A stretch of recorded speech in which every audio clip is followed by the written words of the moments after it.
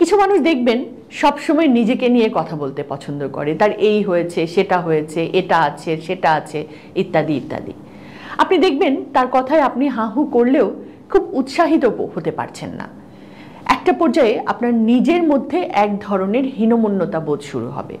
আমি একটা বাস্তব উদাহরণ দিই। আমার এক আত্মীয়ের সন্তান ক্লাস 2-তে পড়ে। তো ভদ্রলোক বলছিলেন একদিন তার বাচ্চা স্কুল থেকে এসে তার মাকে বলছে, মানে ভদ্রলোকের স্ত্রীকে বলছে, মা, আমার বন্ধুর বাড়িতে 2টো এসি, আমাদের বাড়িতে তো একটা। মা, আমরা কি গরিব?